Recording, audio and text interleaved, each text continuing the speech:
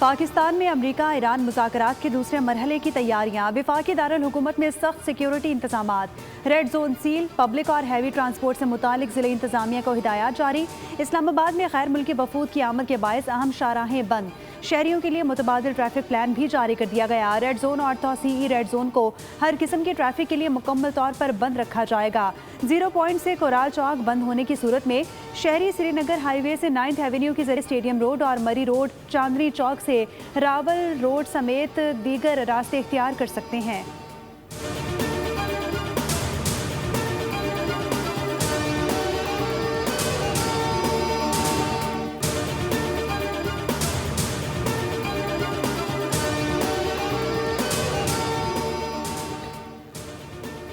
ایران امریکہ جنگ بندی ختم ہونے میں 3 دن باقی۔ واشنگٹن میں ایران کی صورتحال پر امریکی صدر ڈونلڈ ٹرمپ کی زیر صدارت سچویشن روم میں اہم اجلاس ہوا۔ نائب صدر، وزراء اور اعلیٰ عسکری اور انٹیلیجنس حکام کی شرکت۔ صدر ٹرمپ نے فیلڈ مارشل سید عاصم منیر اور ایرانی قیادت سے فون پر گفتگو کی۔ اجلاس میں آبنائے ہرمز اور مذاکرات پر غور کیا گیا۔ صدر ٹرمپ نے کہا کہ اسی ہفتے ڈیل متوقع ہے، تاہم امریکہ ایران مذاکرات کی نئی تاریخ تاحال طے نہیں کی جا سکی۔ اہم امریکی عہدیدار کا کہنا ہے کہ اگر مذاکرات میں بریک تھرو نہ ہوا تو آئندہ چند روز میں جنگ دوبارہ شروع ہو سکتی ہے۔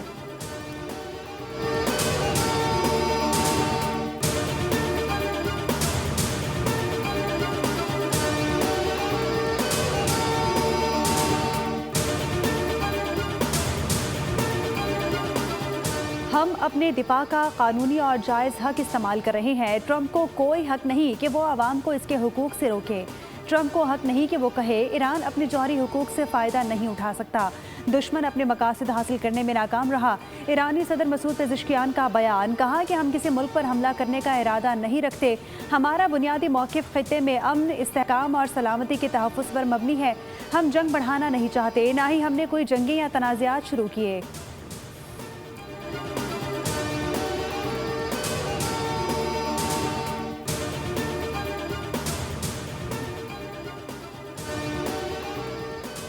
ایران نے امریکہ کی نئی تجاویز پر غور شروع کر دیا۔ ایران کی نیشنل سیکیورٹی کونسل نے تصدیق کی ہے کہ پاکستان کی حالیہ ثالثی کوششوں کے بعد امریکہ کی جانب سے نئی تجاویز موصول ہوئی ہیں۔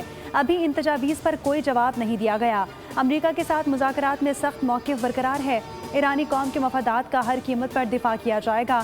آبنائے ہرمز کی بندش دشمن کے بحری ناکہ بندی ختم ہونے تک جاری رہے گی۔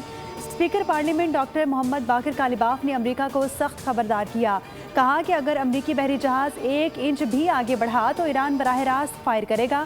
دشمن اب زمینی حقیقت اور ایران کی طاقت کو اچھی طرح سمجھ گیا ہوگا۔ امریکہ کے ساتھ بات چیت میں کچھ پیش رفت ضرور ہوئی ہے، لیکن ابھی بھی دونوں فریقین کے درمیان بہت بڑا فاصلہ موجود ہے، جسے ختم کرنا فی الحال مشکل نظر آتا ہے۔ امریکہ نے ناکہ بندی کا اعلان کیا، جو ایک بھونڈا اور جارحانہ فیصلہ تھا۔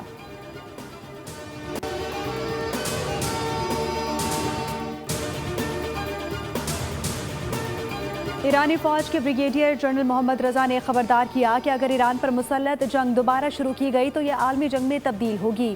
جنرل محمد رضا نے کہا، امریکہ کسی بھی صورت ایران کی میزائل بنانے کی صلاحیت کو روک نہیں سکتا۔ انہوں نے کہا کہ اس ماہ تیار کیے گئے میزائلوں سے جواب دیا جائے گا۔ خیال رہے کہ امریکہ اور اسرائیل کے حملوں کے بعد ایران نے بھرپور جوابی کارروائیاں کی تھیں اور پاکستان کی سفارتی کوششوں سے جنگ بندی ممکن ہوئی تھی۔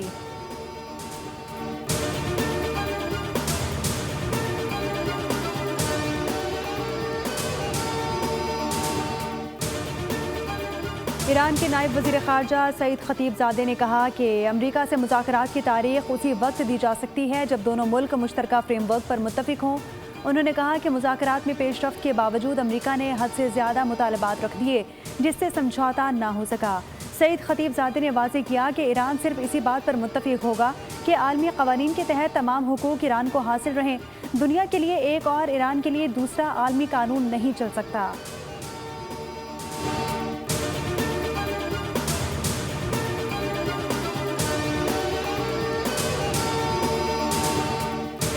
یمنی تنظیم انصار اللہ کے سینئر عہدیدار حسین العزی نے امریکہ کو سخت خبردار کیا کہ اگر باب المندب بند کر دیا تو کوئی بھی اسے نہیں کھول سکے گا۔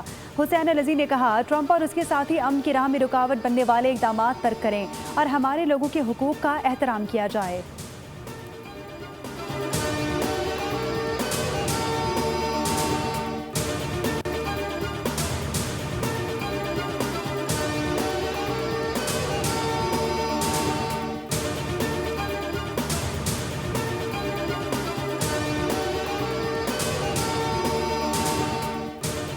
نائب وزیر اعظم اسحاق ڈار کی پولینڈ کے ہم منصب راڈوسلاو سکورسکی سے ٹیلیفونک گفتگو ہوئی. دو طرفہ تعلقات میں مثبت پیش رفت کو سراہا گیا.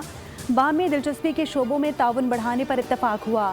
اہم علاقائی اور عالمی امور پر بھی تبادلہ خیال ہوا. پولش نائب وزیر اعظم نے ایران امریکہ جنگ بندی میں پاکستان کی کاوشوں کو سراہتے ہوئے امن کے لیے سفارتکاری اور مذاکرات کی کوششوں کو خراج تحسین پیش کیا. اسحاق ڈار کو رواں سال جون میں پولینڈ کے دورے کی دعوت بھی دی گئی.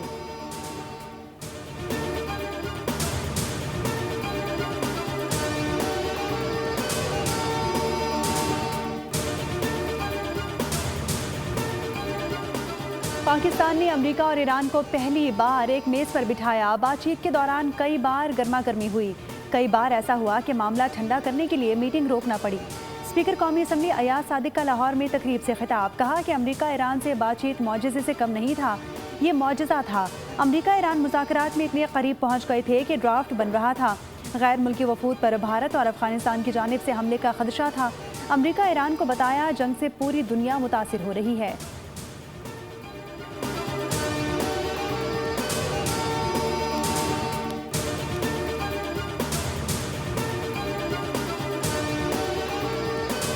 آج ٹرمپ بھی پاکستان کے گن گا رہے ہیں. بھارت حملہ نہ کرتا تو کس طرح پتہ چلتا تھا کہ ہم سے اسے شکست دے سکتے ہیں.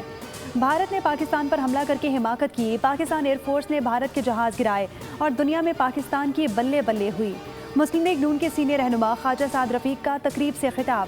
کہا دنیا بھر میں وزیر اعظم اور فیلڈ مارشل کا چرچا ہے. وزیر اعظم شہباز شریف نے ملک کو ڈیفالٹ ہونے سے بچایا.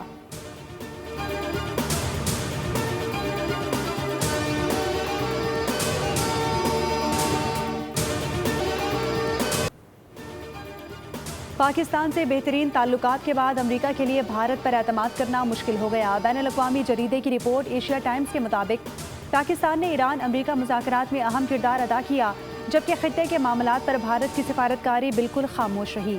مودی نے امریکی صدر ڈونلڈ ٹرمپ سے محض تیل اور سپلائی کے نظام پر بات کی, جبکہ پاکستانی سفارتکاری کے ذریعے خطے میں امن کی بحالی کے لیے کوششوں میں مصروف رہا. بھارتی وزیر خارجہ جے شنکر کا متحدہ عرب امارات کا دورہ بھی مداخلت کی بجائے رابطے اور یقین دہانی تک محدود رہا. بین الاقوامی سطح پر پاکستان کو تنہا کرنے کی خواہش میں مودی نے بھارت کو تباہی کے دہانے پر پہنچا دیا. پاکستان کا موقف ہے کہ جنوبی ایشیا جیسے خطے میں امن و استحکام کی جیت پورے خطے کی جیت ہے.